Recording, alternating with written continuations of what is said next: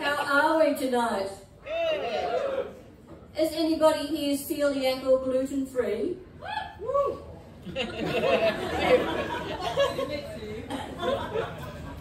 I was recently in England.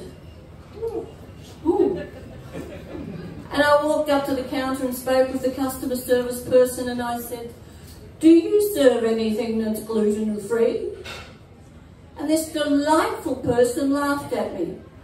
I thought, I know this person in the comedy club.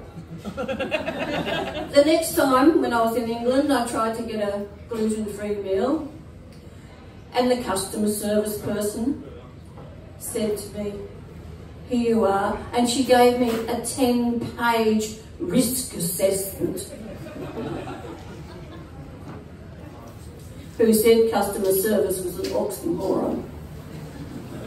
The third place I went into, they give you an iPad and you have to tick the filters as to what you can have, and there's one, maybe two things on the bottom of the menu that are suitable for me. And I was reminded of men and sex in the 70s. All care and no fucking responsibility.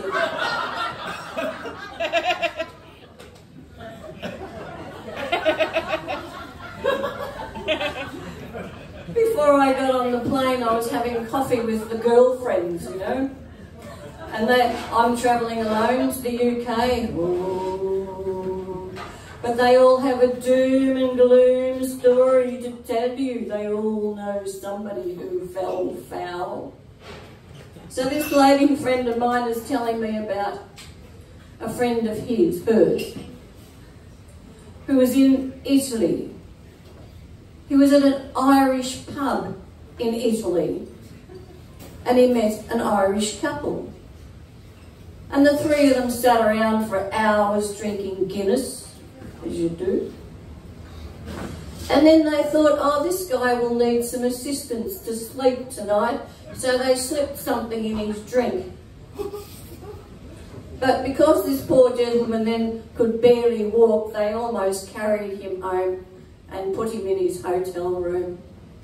Then they relieved him of his passport and his cash and credit cards and all of that stuff, because he wasn't really going to be well enough to carry them. The luck of the Irish.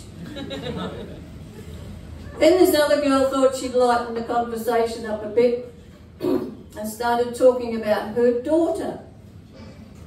Now, her daughter had just finished year 12, so she's sort of 17 going on 18, something like that. And she took a job as an au pair in London. So she flies over to London and she's playing au pair with these kids and doing good things. And the family decided to go to Spain. They weren't going to Italy because they didn't want to meet the Irish people. So they went to Spain. And they had this very old dog. He was a Bassett hound and his name was Baxter. And they said to this little teenage girl, now if Baxter looks a bit ill, just take him down to the vet and the vet will euthanize him, job done. Well, if he's sick, of course he's going to euthanize him. He's old. Anyway. This fucking inconsiderate dog, he died on the lounge room floor. And this poor young teenage girl went, bloody hell, what am I going to do now? So she rings her friend who lives in North London. And she said, I got a dead dog in the lounge room. And the girl over at Gerrard's Crossing said, well, stick him in a bag, bring him up here, and we'll bury him in the backyard. Job done. What a plan. So she sticks the dog in the suitcase and gets it on the train out to Gerrard's Cross.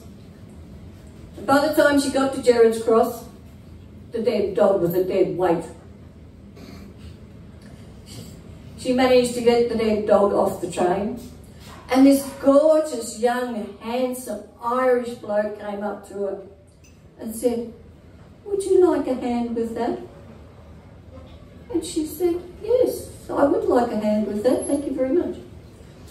So this little Irishman picks up the bag and he says, "God, it's heavy, what you got in it?" And she said, "Audio equipment." Well, she wasn't going to tell him she had a dead dog in the bag, was she? So with that piece of information, he picked up the bag and he sprinted up Gerrards Cross railway station, up the stairs and out onto the main road. He was gone, with unexpected consequences in the bag.